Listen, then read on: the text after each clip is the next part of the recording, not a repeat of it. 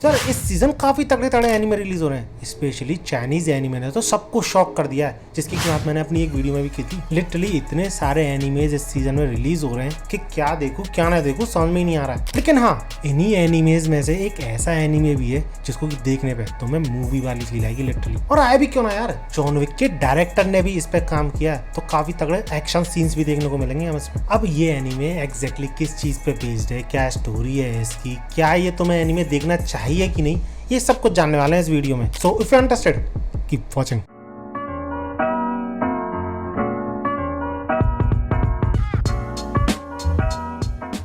यार जिस एनिमे की मैं बात कर रहा हूँ उसका नाम है लजारस, जिसपे कि बहुत बड़े बड़े लोगों ने काम किया है। सबसे पहला तो जॉन विक जो मूवी है, तुम सब में से कितने सारे लोगों ने देखी भी होगी, तो उसका जो एक्शन डायरेक्टर है ना, उसने इस पे काम किया है। और कायबॉय बीबॉप जो है, कायबॉय बीबॉप, वो एनिमे जो है उसके डायरेक्टर ने भी इस एनिमे पे काम किया है। तो इसलिए काफी ज्यादा फ्लूइड एक्शन सीन्स देखने को मिलेंगे तुम्हें इस एनिमे में। स्पेशली एपिसोड फर्स्ट में तो काफी तगड़े तगड़े एक्शन सीन्स हैं। खून खराब है इतना ज्यादा नहीं दिखाया जाता है इसमें, लेकिन जिस तरीके से एरोबैटिकली हमें चीजें दिखाई जाती हैं स्पेशली मेन कैरेक्टर की, वो काफी तगड़ी है। अब जो लोग मेरे इंस्टाग्राम पेज को फॉलो करते हैं उनको इस चीज के बारे में पहले से ही पता चल गया होगा, क्योंकि मैंने उस पर पहले ही अपडेट कर दिया था कि ऐसा एनीमे आ रहा है जिसपे कि जॉन विक का डायरेक्टर और कायबॉय बीबॉप का डायरेक्टर काम कर रहे हैं दोनों मिलकर। तो इसलिए उस पेज को फॉलो कर लो, ऐसी चीजें तुम्हें मिलती रहती हैं। क्योंकि जिन लोगों ने वो न्यूज देख ली थी बहुत टाइम से इस एनीमे का इंतजार कर रहे थे। और इसके अलावा मैंने उसी पेज पे ये न्यूज भी दी है कि जो जॉन विक का डायरेक्टर है ना, इस एनीमे के बाद फ्यूचर में और भी एनीमे इस पे काम करने वाला है। काफी ज्यादा इंटरेस्ट आ गया उस एनीमे में। खैर दूसरों की बात तो अलग रही, मैं अपनी बात करूं तो मुझे ये एनीमे मूवी जैसा क्यों फील देता है, इसके काफी सारे रीजंस हैं, जिनमें से सबसे पहला है एंगल या फिर बोलूं सीन्स को शो करने की जो डायरेक्शन होती है, किस तरीके से सीन शो करा जाएगा, वो काफी ज्यादा हॉलीवुड स्टाइल लगता है। जैसे कि किसी भी कैरेक्टर को दूर से इंट्रोड्यूस करना, किसी और चीज के पास में रखकर, या फिर किसी लोकेशन को वाइड व्यू के साथ दिखाना, ऐसे ही काफ़ी सारी चीज़ें दिखाई गई हैं, जिसकी वजह से जो शूटिंग करी जाती है ना हॉलीवुड स्टाइल में, वही चीज़ इसमें भी दिख रही है। और दिखेगी क्यों नहीं, जॉन विक के डायरेक्टर ने इस पर काम किया। तो खैर अगला रीज़न है जिसकी वजह से ये मुझे मूवी जैसी लग रही है, इसकी स्टोरी। क्योंकि इसकी स्टोरी ही काफ़ी हद तक हॉलीवुड मूवीज़ जैसी है, जो कि बेस्ड है एक ऐसे साइंटिस्ट पे जिसने कि बहुत तगड़ा ड्रग इन्वेंट किया, जिसकी वजह से कोई भी इंसान को पेन महसूस नहीं होता। इसी वजह से काफ़ी सारे डिसीज से लड़ने में, फाइट करने में ये लोगों की हेल्प करता है। लेकिन काफ़ी साल गुजरने के बाद उसी ड्रग का क्रिएटर ये बोलता है कि यही ड्रग लोगों की जान भी लेगा कुछ सालों में। टू बी एग्जैक्ट कुछ टाइम लिमिट भी दे दी जाती है कि इतने सालों में जान चली जाएगी काफ़ी सारे लोगों की, और मास एक्सटेंशन हो सकता है पूरी ह्यूमैनिटी का। अब ऐसा नहीं है इस चीज़ का क्योर नहीं है, उसी डॉक्टर के पास क्योर भी है, लेकिन वो डॉक्टर कहाँ पर है ये किसी को भी नहीं पता। कुछ साल पहले गायब हो गया था, तो उसी डॉक्टर को ढूंढने के लिए एक टीम बनाई जाती है, उसका नाम है लजारस। तो भैया ये लजारस टीम निकल जाती है अपने मिशन को कंप्लीट करने के लिए।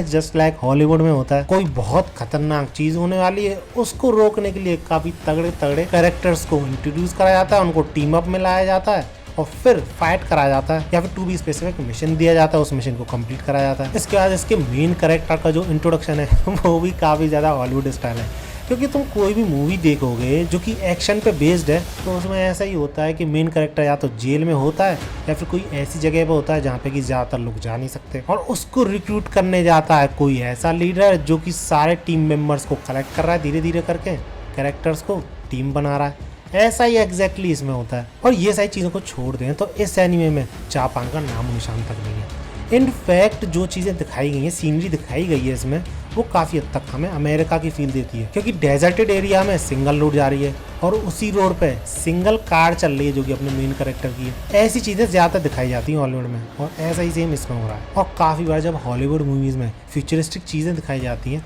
तो उसमें बड़ी बड़ी बिल्डिंग्स दिखाई जाती हैं, तगड़ी तगड़ी कार्स दिखाई जाती हैं। सेम चीज़ यहाँ पर भी हो रही है। अब ऐसा नहीं है जापान ने फ्यूचरिस्टिक पे बेस्ड कोई एनीमे नहीं बनाया है, लेकिन तुम उसको और इसको कंपेयर करके देख लेना, तुम्हें डिफरेंस साफ दिख जाएगा। और हो सकता है ना दिखे अगर तुमने अभी भी एनीमे देखना शुरू किया है तो। सो ये रीजंस की बात तो अलग रही।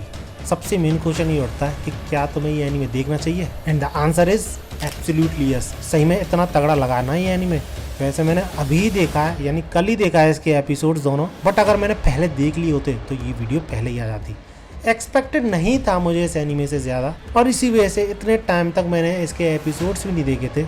लेकिन जब दोनों एपिसोड देखे तो रोज चेक करता हूँ कि क्या इससे रिलेटेड कोई न्यूज़ आई है, या फिर कोई एपिसोड आया है, या फिर कुछ और चीज़ आई है। बिकॉज ट्रस्ट मी, भले ही मैंने काउबॉय बीबॉप नहीं देखा है, लेकिन इस एनीमे को देखने के बाद जब मुझे पता चला वो और ये काफ़ी सिमिलर हैं, तो वो भी देखने वाला हूँ। इतना अच्छा लगा ये एनीमे मुझे। और ये चीज़ तो मैं आसानी से कह सकता हूँ कि इस सीज़न के जो नए एनीमे हैं उनकी टॉप 3 लिस्ट में ये एनीमे 100% आ सकता है। इतनी ज़्यादा अच्छा है एनीमे। लिटरली अगर फायर फोर्स के बाद में सबसे ज़्यादा एक्साइटेड हूँ किसी एनीमे के एपिसोड के लिए तो वो यही एनीमे। इतना हद तक बोल सकता हूँ मैं इस एनीमे के बारे में। और क्या रीज़न चाहिए यार तुम्हें इस एनीमे को देखने के लिए। खैर इसके अलावा इस एनीमे के प्लस पॉइंट और नेगेटिव पॉइंट्स की बात करें तो इसकी पेसिंग काफ़ी अच्छी है। जिस टाइम पे धीरे धीरे चलना चाहिए एनीमे वैसे चलता है, और जिस टाइम पे जल्दी जल्दी चलना चाहिए वैसे चलता है। तो बहुत ज़्यादा फास्ट बहुत ज़्यादा स्लो इन दोनों में से कुछ भी नहीं है। काफ़ी बार फास्ट एनिमेज भी अच्छे लगते हैं, लेकिन ये मीडियम में आता है फिर भी अच्छा लग रहा है एनिमे। इसके बाद इसके एनिमेशन की बात करें तो जैसा कि होता है इतना तगड़ा एक्शन देखने को मिलता है, वो भी बिना किसी खून खराबे के।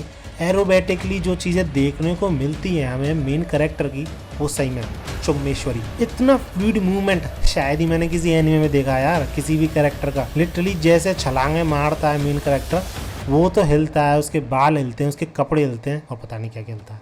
बहुत तेज हो रहा है।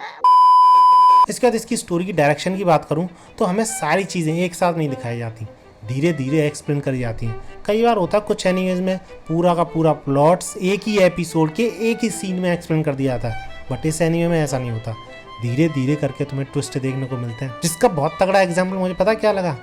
इसमें जो मेन कैरेक्टर है उसको 888 साल की शायद से सजा हुई है। अब कोई भी इस चीज़ को सुन के सोचेगा जरूर इसने किसी ना किसी का मर्डर किया होगा, या फिर जनरली जैसे मेन कैरेक्टर के साथ होता है इस पर गलत इल्जाम लगा हुआ है इसलिए शायद ये जेल में।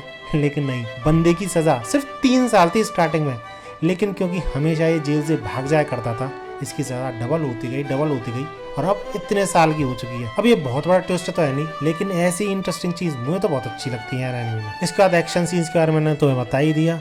भले ही एनिमेशन तो बढ़िया है उन एक्शन सीन्स का, लेकिन उसी के साथ साथ जिस तरीके से कैरेक्टर इधर जाएगा उधर जाएगा वो सारी चीज़ें देखनी रहती है ना, वो जॉन विक के डायरेक्टर ने किया तो वो काफ़ी तगड़ा वर्क लगा यार मुझे।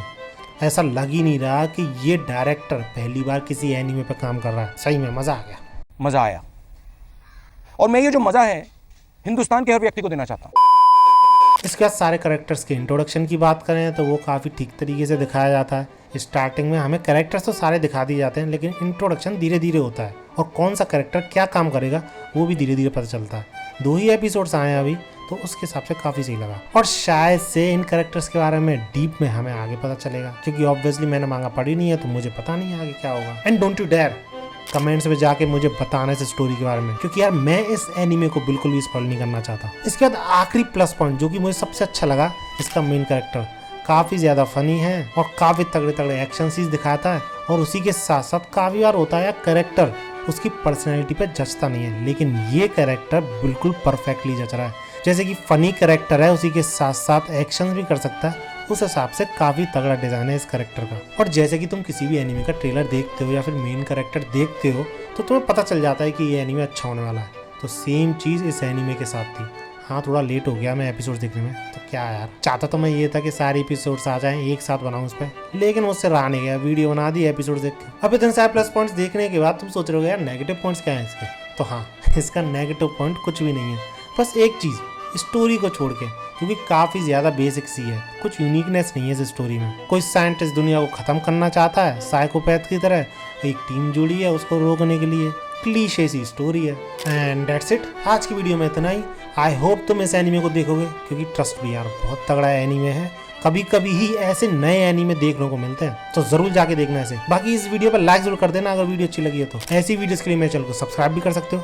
मिलते हैं अगली वीडियो में, एंड भागो।